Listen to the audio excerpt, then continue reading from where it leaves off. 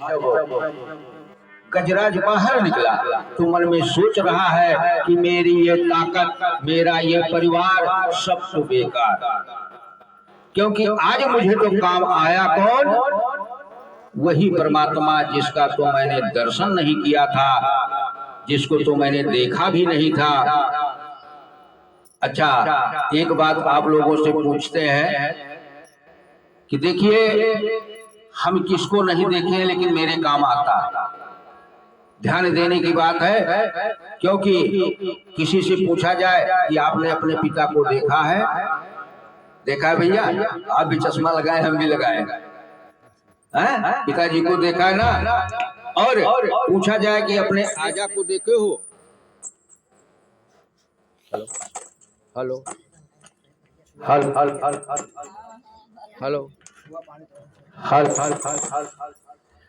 तो अगर कहा जाए कि आजा को देखे हो,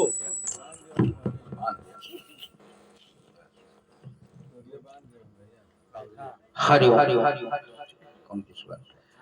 तो तुरंत जवाब मिलता है कि हाँ, आजा को देखा है। और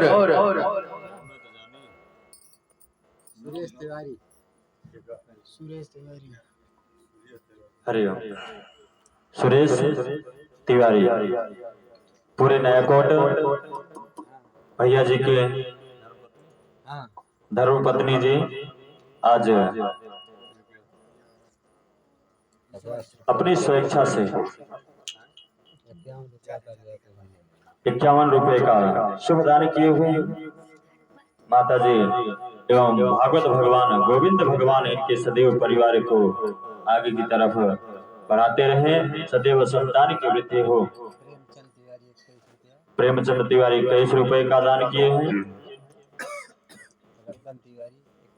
रब्बन तिवारी जी 21 रुपए का शुभ दान किए हुए हैं। परमात्मा इनके सदैव परिवार को सदैव वृद्धि करता रहे, लक्ष्मी की वृद्धि करता रहे, इसलिए हम लोगों की तरफ से ढेर सारा आशीर्वाद शुभ योगदान प्रदान कर रहे हैं। ये लोग भैया बड़े भाव से कर रहे हैं। हम इनके भावों को देख करके आज स्वयं भावयुक्त हो चुके हैं। बोलिए भागवत भगवान की जय। लेकिन अगर किसी से पूछ लिया जाए कि क्या आप अपने आजा के आजा को देखे हो, तो तुरंत कह देंगे नहीं देखे। आज गजराज कह रहा है कि उसी प्रकार तो मैंने आपको प्रभु देखा भी नहीं था। तो भगवान ने कहा, एक बात बता दें, ये जो टाई लगाने वाले वकील होते हैं ना, उन्हीं को जान लो हमको। क्योंकि जब हमारे परिवार पर विपत आती है ना, तो ओएम दोएम का नक्शा निकलवा करके, खितौनी निकलवा करके कहते तुम्हारे परिवार में ये नाम था। और हमारे जैसे जो पंडित लोग है ना, गुरु मंत्र देते हैं, चाहे अयोध्या चले जाओ, चाहे वृंदावन, चाहे काशी, चाहे गया करने चले जाओ, वहां पर भी आपका परिवार निकाल के दे देंगे।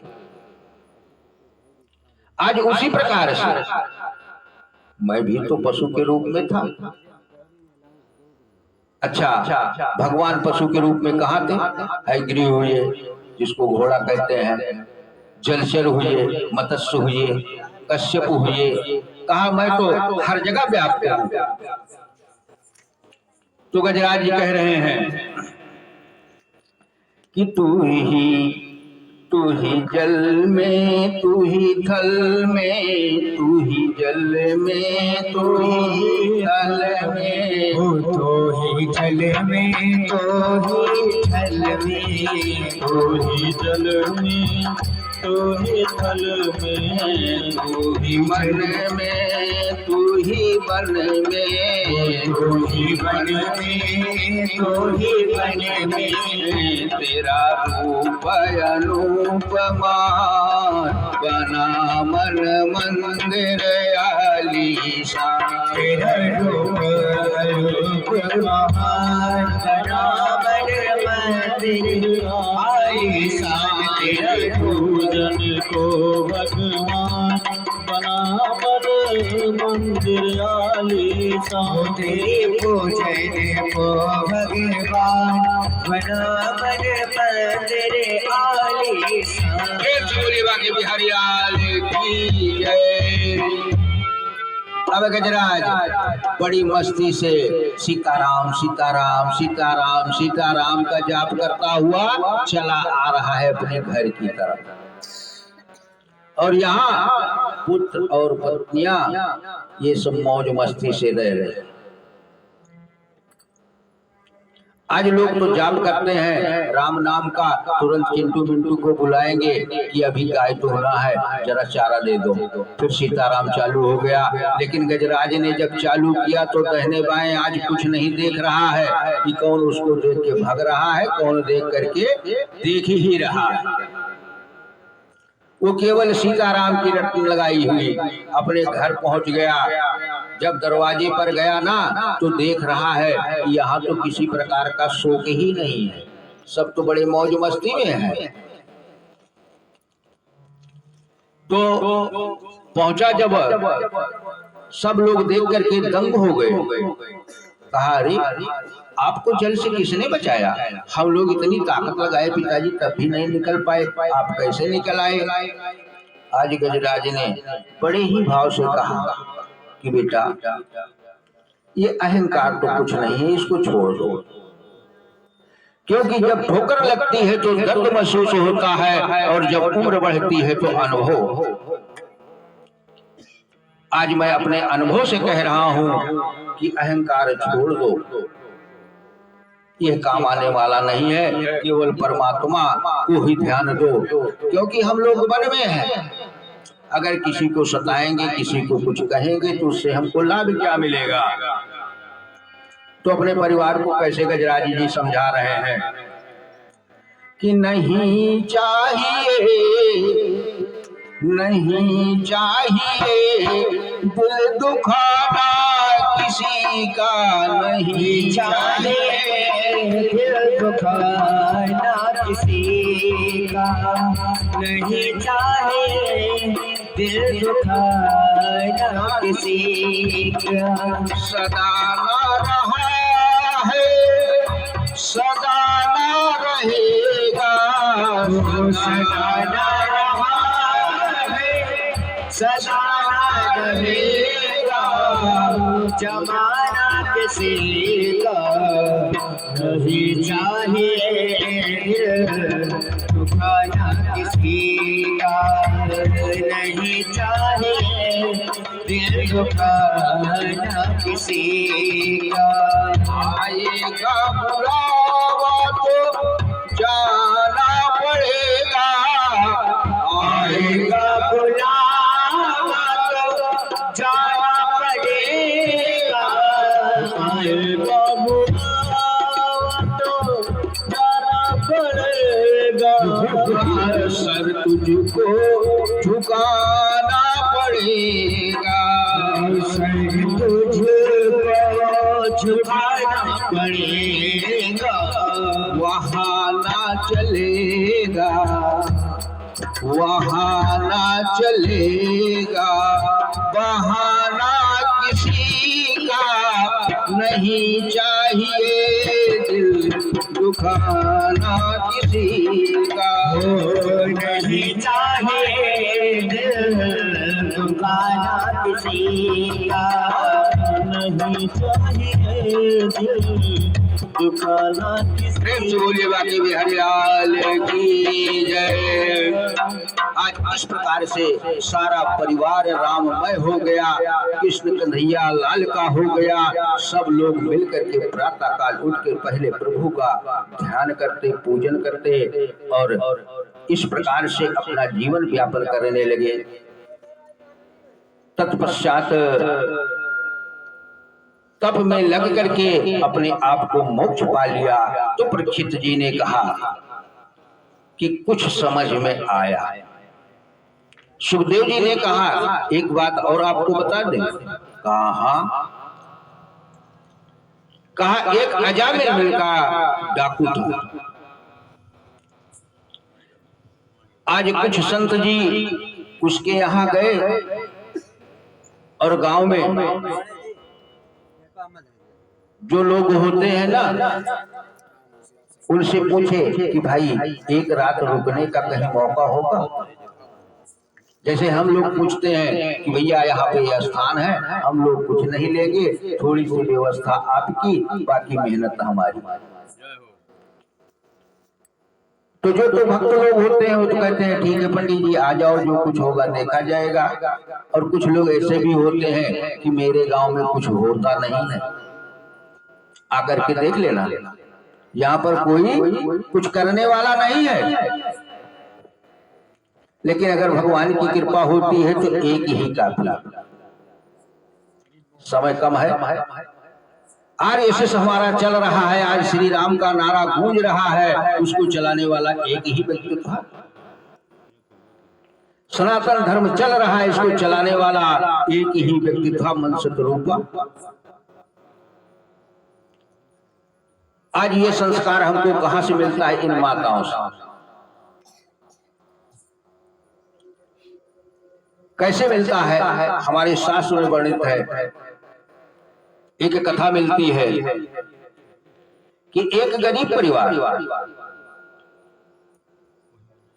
का बच्चा था, वो विद्यालय में पढ़ने जाता, लेकिन उसको आता जाता कुछ नहीं था। प्रिंसिपल जी ऊब गए। अध्यापकों ने कहा कि प्रिंसिपल जी ऐसे बच्चे रहेंगे तो 10-5 बच्चे और खराब कर देंगे। अभी आपने प्रहलाद की कथा सुनी थी ना, कि उन्होंने जितने आश्रम में बच्चे थे सबको खराब कर दिया, सबको भगवान में लीन कर दिया। प्रिंसिपल ने मन में सोचा कि बात तो सत्य है, एक पत्र में लिख करके कुछ दे दिया। अब बच्चा को पढ़ना तो आता नहीं था, वो तो पढ़ नहीं पाया, और कहा इसको क्या करेंगे? कहा ले जाओ, इसको अपनी माता को दे देना। माता जी के पास आया, कहा माता जी देखिए प्रिंसिपल जी ने ये पत्र दिया है। और जब माता ने उस पत्र को खोल करके देखा, पढ़ना चालू किया, तो बच्चा तुरंत पूछ पड़ा कि माता जी इसमें क्या लिखा है?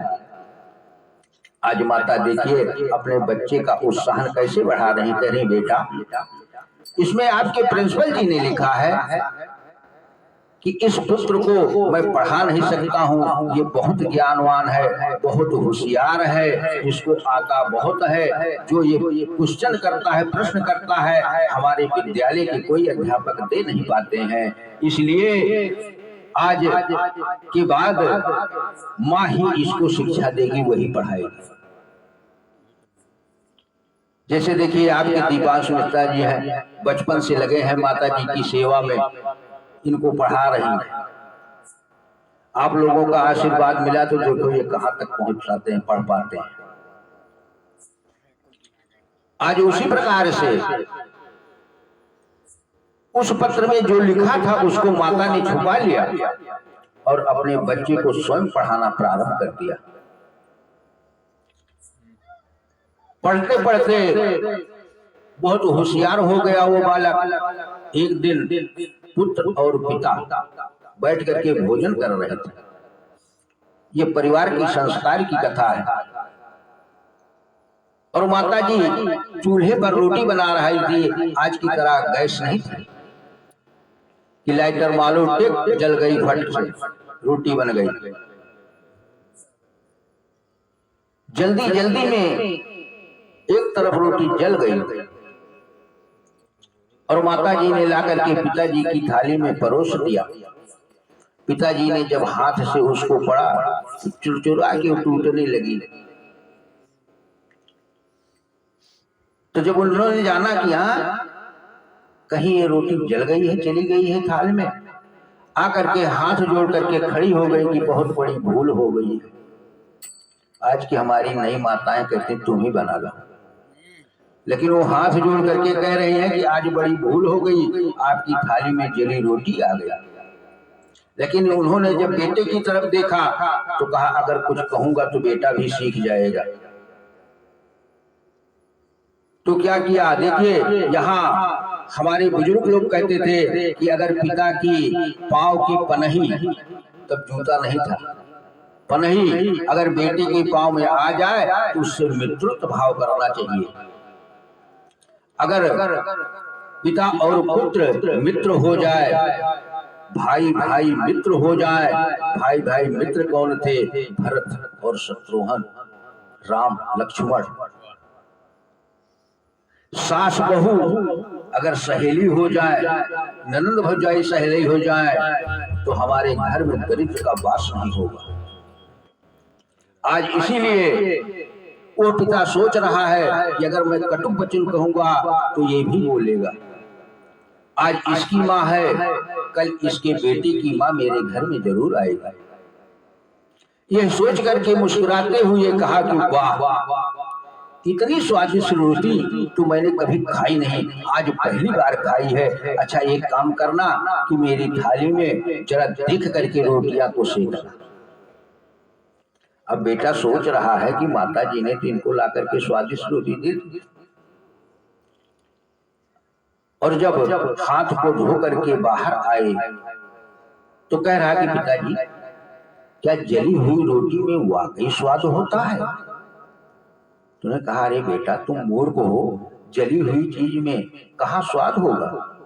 अरे जिसकी आत्मा जली हो उससे कुछ कहो तो कहेगा भाई आज मूड सही नहीं है, बात मत करो। तो कहा आपने तो कहा, अरे इसलिए कहा कि कहीं को दुख में आकर के अपने हाथ को न जला ले, या जल्दी जल्दी में और रोटियां जल जाए। अब वो हमारे प्रसन्न मन से हंसी खेल से भोजन रसोई बनाएगी, तब तो स्वादिष्ट होगा ना। बेटा ने कहा कि बहुत अच्छा। वही बेटा पढ़ लिख करके एक महान कवि इस देश का कहलाया, और कवि ही नहीं साइंटिस्ट हुआ, और साइंटिस्ट के बाद सीधा राष्ट्रपति हो गया। लंबरदार जी आप पढ़े होंगे, नाम तो जानते ही होंगे उसका ना, अब्दुल कलाम। ये सब इसी आपके हिंदुस्तान की ही कथा है। प्रेम से बोलिए बाके बिहारी लाल की। आज उसी प्रकार से गजराज अपने परिवार को सबको समझाता और नई नई कथाएं कहानी को बताता। इस प्रकार से जब मोक्ष प्राप्त हुआ तो परीक्षित जी कह रहे हैं कि कुछ बताइए। तो कहा उसी प्रकार से अजामिल था, और उसके यहाँ जब संत लोग पहुंचे तो घर पे था नहीं, उसकी पत्नी थी। उन्होंने कहा कि मुझे अयोध्या जाना है, आज रात रुकने की व्यवस्था चाहिए। पत्नी ने कहा कि बहुत अच्छा, लेकिन मैं अपने हाथ से तुमको रोटियां नहीं खिला सकती हूँ क्योंकि मैं वेश्या हूं। आपका धर्म नहीं नष्ट करूंगी। आज तो कितने लोग कहते हैं कि मेरे हाथ का नहीं बनाया खाएंगे तो मैं निमंत्रण ही नहीं दूंगा, लेकिन उसने सत्य सत्य बता दिया। कहा यह है कि मैं आपको कच्चा सीधा दे रही हूँ, और वो मढ़ी छाई हुई है, इसी को संस्कृत में पर्णकुटी कहते हैं, बढ़ापा। और वहां पर आप लोग भोजन प्रसाद पाइए, प्रेम से रहिए, जो होगा सो देखा जाएगा। और मन में सोच रही है कि मेरे स्वामी अगर आ गए तो कुछ न कुछ गड़बड़ कर देंगे, इसलिए वो जागती रही। और जब इन्होंने अपना भौरी फुलका लगा करके प्रसाद को पाया, उसके बाद संत लोग क्या करते हैं कि बैठ करके भगवान का भजन करते हैं कि सीताराम सीताराम सीताराम कहिए, जही विधि रखे राम ताहि विधि रहिए। सीताराम सीताराम सीताराम कहिए, जय विधि रखे राम ताहि विधि वो घूम रहे हैं प्रेम से, हंसा बजा रहे हैं, मजीरा बजा रहे हैं, प्रेम से गाते रहे और इसी बीच में अजामिल का आगमन हो गया, काली पट्टी बांधे हुए। जब देखा मेरे दरवाजे के सामने हमारी मढ़िया के अंदर भगवान का नाम हो रहा है, कौन आ गए? तो पत्नी ने आवाज पहचान लिया। काहे की आवाज? उसके जूते की आवाज, पैर की आवाज। समझ गई कि आ गए। घर से बाहर निकली, कहा स्वामी आइए जलपान करिए। तो उन्होंने क्या किया, कहा सबसे पहले ये बताइए कि अंदर कौन है। कहा ये बाबा लोग हैं, अयोध्या जा रहे हैं, हमें नहीं रोका। कहा चलो ठीक है, जब तुम्हें नहीं रोका है तो। अंदर गया, रात बीती, प्रातः काल हुआ। आज संत लोग आए, पति पत्नी के साथ अजामिल बैठे हुए हैं। कहा देखिए मेरे जाने का समय हो गया है, लेकिन आज मैं कुछ लेना चाहता हूं। अजामिल ने कहा ओ बाबा, अरे तो इनकी महानता थी मेरी पत्नी जी की, जो आपका ये कमंडल और सोटा बचा हुआ है, नहीं तो हाथ न लगता। मैं लेता हूं, देता नहीं हूं। उन्होंने कहा कि मैं कुछ नहीं चाहिए, धन दौलत तो कुछ चाहिए नहीं, मैं कुछ लेके आया थोड़ी था, भगवान ने आपके यहाँ से सीधा दे दिया, बना के पा लिया, अब चल रहे हैं भगवान का नाम लेते हुए अपने स्थान को। कहा तो क्या चाहिए। कहा ये चाहिए जो आपकी अब की बार बेटा होगा ना, उसका नाम केवल नारायण रख देना। क्योंकि संत लोग समझ रहे हैं कि ये बड़ा पापी है, इसका मोक्ष कैसे होगा, इसके यहाँ का नमक खाया हो, इसलिए इसको कुछ न कुछ दे करके ही चलो। तब हुआ क्या कि आज अजामिल सोच रहा है कि मेरी पत्नी की तो गर्भ भी नहीं है, तो हाँ करने में क्या जाता है। आज बहुत सारे लोग होते हैं ना, अगर उनसे कह दो कि भैया मुझे कुछ काम करना है, थोड़ी मदद करना, तो कहेंगे बिल्कुल बताना, चाहे लायक हम हैं सो मदद करेंगे। लेकिन अगर शायद मौके पर पहुंच जाओ ना, तो 10 बार जेब फोटोएंगे और कहेंगे 10 मिनट पहले कह देते तो आपका काम हो जाता, हमने तो दूसरे को कर दिया। आज उसी प्रकार से अजामिल सोच रहा है कि मेरी पत्नी को गर्भ नहीं है, और हाँ करने में क्या जाता है, हाँ कर दिया। लेकिन वो संतों का आशीर्वाद था, वो गर्भवती ही और पुत्र पैदा हो गया। उसने कहा चलो कोई बात नहीं है, हाँ तो किया है, तो चलो इसका नाम ही नारायण कर देते हैं, और नारायण नाम कर दिया।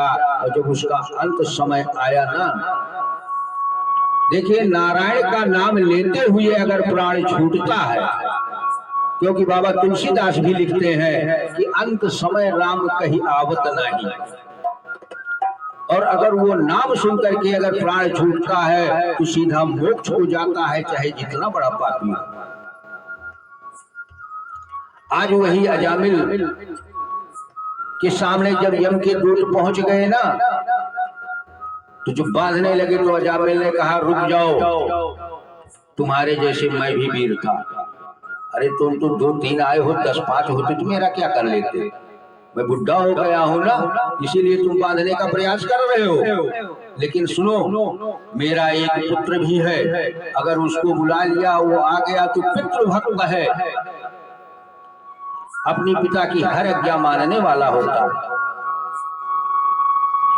पुत्र वही होता है जो अपने पिता के सर से बोझ को उतार ले, उसी को पुत्र कहते हैं, और अपने पिता के सर पर और बोझा डाल दे, वही तो पुत्र है। आज अजामिल कि नारायण राम के बेटे ने उसके सर से बोझा उतार लिया था, इसीलिए उसको याद था, और यम के दूतों से बोला कि ठहर जाओ। यम के दूत बोले कि ठीक है, अपने बेटे को बुला लो, क्या करेगा बेटा। अजामिल ने आवाज लगाई, नारायण नारायण बेटा जल्दी आओ। अब बुला तो रहे हैं बेटे को, आवाज लगा रहे हैं नारायण को। नारायण ने कहा कोई धर्म संकट आ गया, बार बार बुला रहा है, अपने पार्षदों को भेज दिया। आकर के पार्षद खड़े हो गए, यम को दूतों को देखा, कहा तुम कौन हो भाई। अगर होम गार्ड हो, सिपाही हो, अगर दोनों एक दूसरे से मिल जाए तो पहचान ही जाएंगे, क्योंकि दोनों तो थाने के ही हैं।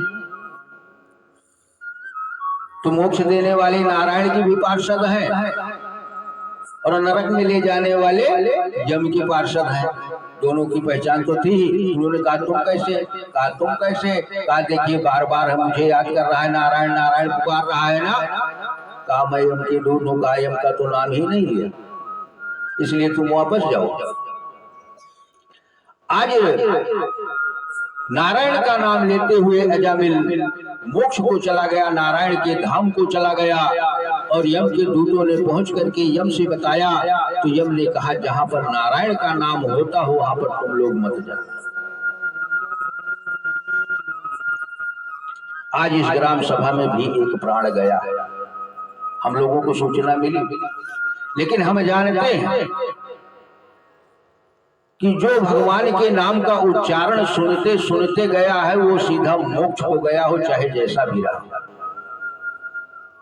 लेकिन हम आप अपवाद में चाहे जो कुछ है।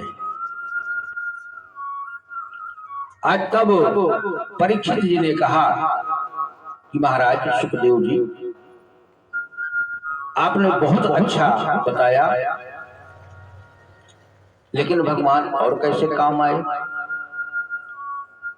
तो कहा कि ठीक है, 2 मिनट भगवान के नाम का संकीर्तन कर लो, तत्पश्चात चलते हैं कि श्री कृष्ण गोविंद हरे मुरारी, हे नाथ नारायण वासुदेव।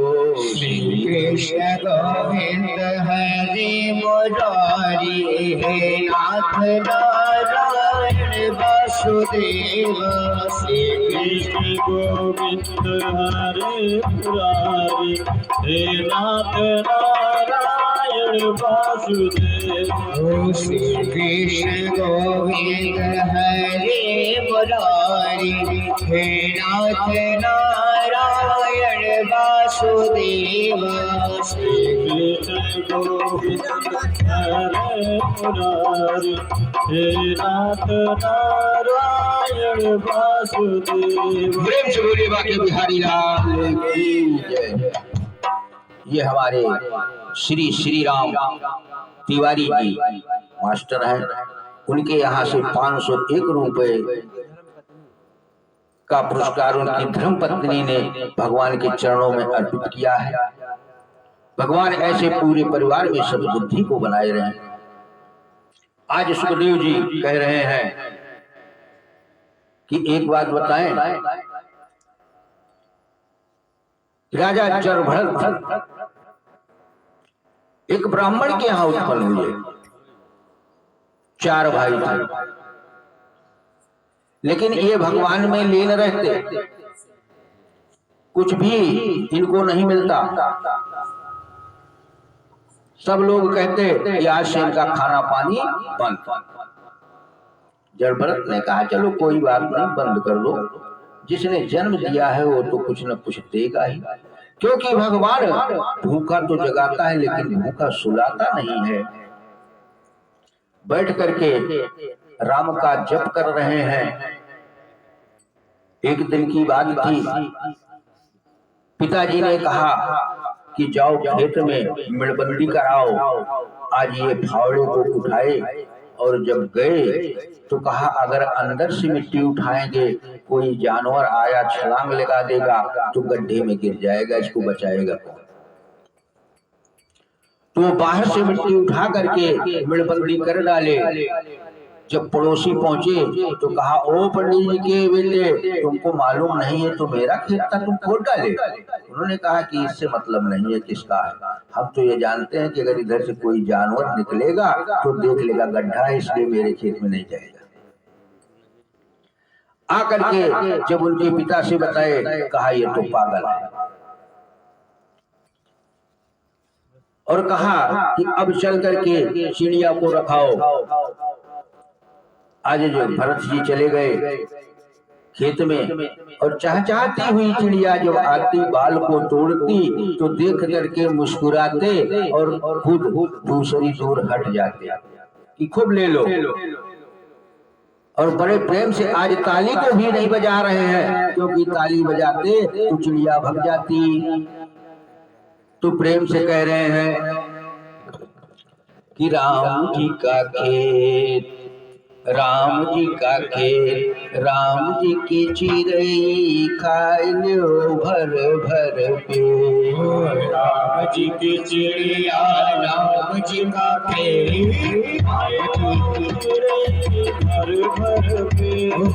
राम जी की चिड़िया राम जी का खेत, राम जी की चिड़िया राम जी का खेत, खाए लियो चिड़िया भर भर पेट। राम जी की चिड़िया राम जी का खेत, राम जी की चिड़िया राम जी का खेत, खाइयो चिड़ई भर भर पेट। खाए लियो चिड़िया भर भर पेट, खाए लियो चिड़िया भर भर पेट। राम जी की हो, राम जी की चिड़िया राम जी का खेत, राम जी की चिड़िया राम जी का खेत, खाए लियो चिड़िया भर भर पेट। प्रेम से बोलो बाकी बिहारी लाल की जय। एक भाई ने देख लिया, आकर के कहा पिताजी ये तो न्योता देता है कि आओ मेरे खेत में, आओ सारी फसल चौपट कर देगा। तो उन्होंने कहा कि ऐसा करो कि इसको हटा ही दो। अब वो कहा जाओ जाओ, अब ये बैठ गए तब करने के लिए। और राहुगण के राजा, राहुगण राजा जो थे वो यात्रा के लिए जा रहे थे। और किस यात्रा के लिए? एक दूसरे के राज पर चढ़ाई करने के लिए। और वहीं पर एक संत जी मिल गए। रास्ते में कहीं से उनको एक मुद्रा मिल गई थी, मुद्रा रुपया अपने कमंडल में रखे थे। उसने मन में सोचा कोई भिखारी मिलेगा तो दे देंगे। लेकर के चले आ रहे थे। राजा के सिपाही ने कहा कि बाबा रास्ता से हटो, राजा आ रहे हैं। तो संत जी ने कहा कि राजा आ रहे हैं तो मुझसे क्या लेना देना। कहा ये आपके कमंडल में क्या खटपट हो रहा है? कहें 1 रुपया है। कहें इसको क्या करोगे? कहें किसी भिखारी को देंगे। कहा इतने दूर से चले आए, कोई भिखारी नहीं मिला। बोले जो मिला होता तो दे ही देते। तब तक राजा आ गए। राजा ने कहा कि हट रहे हो कि नहीं? उन्होंने कहा कि हटना तो मेरा काम है, मैं रुकूंगा कहाँ? ये तो आपके सैनिकों से बात हो रही थी तो मैं खड़ा था। कहा तो कहा ये आपके कमंडल में क्या है? कहे इससे क्या करोगे? तो कहा अच्छा एक बात बताओ, कितनी बड़ी सेना लेकर के आप जा कहा रहे? राजा ने कहा कि मैं पड़ोसी के यहाँ जा रहा हूँ, उसके राज पर चढ़ाई करूंगा, उसका धन और राज ले लूंगा। आज संत जी ने कहा कि बहुत अच्छा। 1 मिनट अपने कमंडल में हाथ डाला और कहा महाराज आपकी जय हो, अपने हाथ को तो बढ़ाइए। राजा ने सोचा कि हमको कोई आशीर्वाद मिलेगा। और संत जी ने क्या किया, वही रुपया उनके हाथ में डाल दिया। उसने कहा ये क्या कर रहे हो बाबा? कहा आपसे बड़ा भिखारी मुझे कोई नहीं है। अरे दूसरे की रक्षा करना चाहिए, तुम दूसरे को सताने जा रहे हो तो तुम ही सबसे बड़े भिखारी हो। आज राजा के अंदर बहुत झटका लगा और ये सोच करके जब और आगे बढ़े तो एक कहार उसमें से कुछ कहरा रहा था, उसके कुछ बुखार था। अंत समय में राजा से कहा कि मैं इससे अब चला नहीं जाता, मैं आगे नहीं चल पाऊंगा। राजा ने कहा तुम लोग जो और हो ना, देख लो कोई दूसरा कहार। आज जब कहार ढूंढने गए तो मोटे तगड़े बैठे थे। कहा महाराज बुला रहे। ये उठे और चल दिए। कारों ने कहा ये देखिए मैं लेकर के आ गया हूँ। कहा ठीक है जोत दो। अब उठा लिए। आज के बच्चे क्या जानेंगे पीनस? पीनस तो शायद किसी के यहाँ कई गांव में ढूंढने के बाद मिलेगा, पुराना पुराना पड़ा होगा तो, नहीं तो नहीं। लेकिन आज हम आप बताने वाले हैं कि मेरी भी बारात गई थी पीनस से, और हमारे माताएं भी कहेंगी मेरा भी गौना आया था पीनस पे। लेकिन हमारे आज के बच्चे नहीं बता पाएंगे क्या है पीनस। और जब ये चलने लगे तो देख रहे हैं कि रास्ते में कहीं मेरी पांव तले चींटी न दब जाए, अपने पांव को बचा के चल रहे हैं। तो पीनस पे झटका लगता तो राजा का सर ऊपर छत पे जाकर के लगता। राजा डांटे बड़े जोर से। तो उन्होंने कहा कि महाराज, जिस पे मैं चल रहा हूँ मिट्टी है, और मैं चल रहा हूँ मैं भी मिट्टी हूँ, और आप भी तो मिट्टी है। बोले हाँ। कहा हाँ महाराज। तो आज राजा भरत जी क्या कह रहे हैं कि एक दिन मटिया माँ सब ही के सिंगार होई, सिंगार होई। जब पिंजरा पंछी से फरार हुई, एक दिन मटिया माँ सब ही के सिंगार होई, सिंगार होई। जिस दिन पिंजरा से पंछी फरार होई, जिस दिन पिंजरा से पंछी फरार होई। एक दिन मटिया में सब का सिंगार होई, सिंगार होई। जिस दिन पिंजरा से पंछी फरार होई, जिस दिन पिंजरा से पंछी फरार होई। बोलिए बाकी बिहारी लाल की जय। जब आज जड़भरत ने कहा ये तो सत्य कह रहा है। कहा एक काम करो, डोली को नीचे उतारो। अब जब डोली नीचे उतार दी गई तो राजा उसमें से निकले। मन में सोच रहे हैं कि एक संत ने तो भिखारी बना दिया, और दूसरा ये मूर्ख आया है तो मोटा तगड़ा, लेकिन ये सब मिट्टी ही मिट्टी बता रहा है। तो कहीं हम ही तो नहीं भूल कर रहे हैं। ये सोच करके उसके चरणों पर गिर गए। कहा महाराज हमको क्षमा करिएगा, मैं तो भूल गए थे। और सैनिकों से कहा कि अपने राज को वापस चलो। घोड़सवारों से कहा घोड़े से उतर के पैदल चलो। हाथी वालों से कहा हाथी से उतर करके पैदल चलो। और कहारों से कहा कि तुम मेरे पीछे पीछे चलो, मैं भी पैदल चलूंगा। कहारों ने कहा महाराज ये डोली, कहा ये डोली तो डोली, इसको डोल जाने दो, ये भी चली जाएगी, कोई चिंता नहीं। आज आकर के सब लोगों ने भगवान के कीर्तन में लीन हो गए, और वही राम का नाम ले रहे हैं। क्या कि सीताराम सीताराम सीताराम कहिए, जाहि विधि राखे राम ताहि विधि रहिए। सीताराम सीताराम सीताराम कहिए, जाहि विधि राखे राम ताहि विधि रहिए। सीताराम सीताराम सीताराम कहिए, जाहि विधि राखे राम ताहि विधि रहिए। बाकी बिहारी लाल की जय। इस प्रकार से वो राज ही पूरा राम राज हो गया।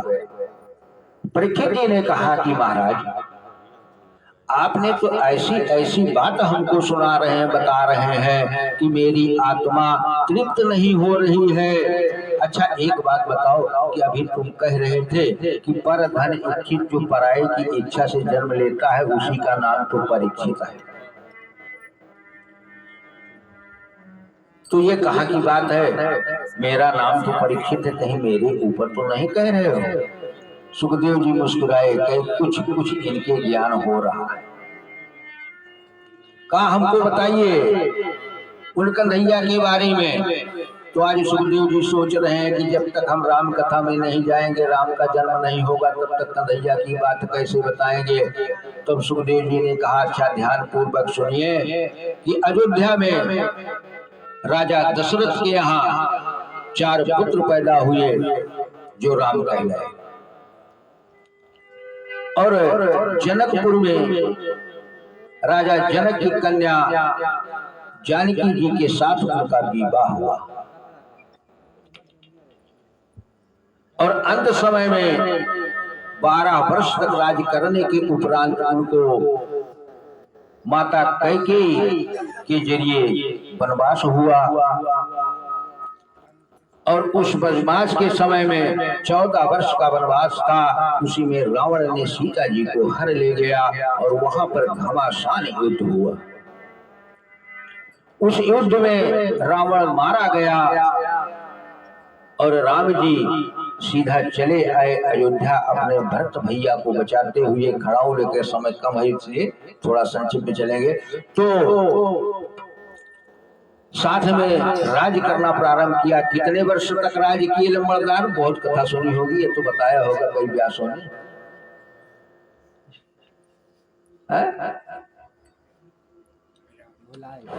चलो भूल गए, कोई बात नहीं। 1001 वर्ष तक उन्होंने राज किया, राजा बने थे। उसके बाद में अपनी माता को उपदेश दिया, अयोध्या नगरी को उपदेश दिया। और इसी बीच में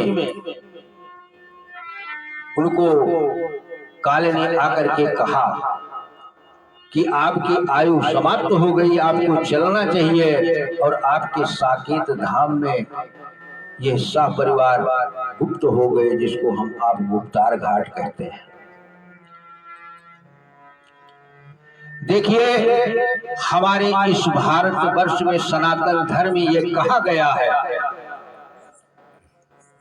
कि जब तक राजा नहीं होगा तब तक प्रजाओं में भिटकना बनी रहेगी, प्रजा इधर उधर भटकेगी।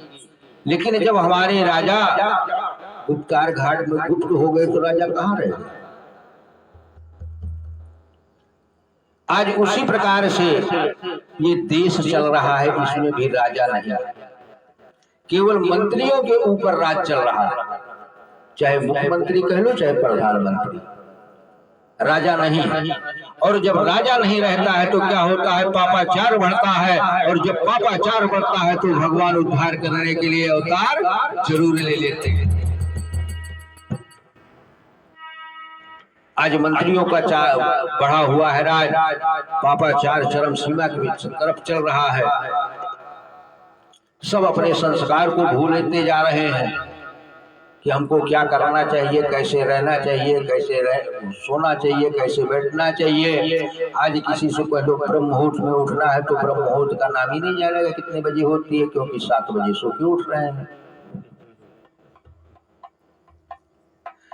तो अगर ब्रह्म मुहूर्त में उठ करके कोई कार्य को करेंगे तो जरूर सफल होंगे। पहले जो प्राइमरी में जाते थे तख्ती पे कज्जा लगता था, राइटिंग बनती थी।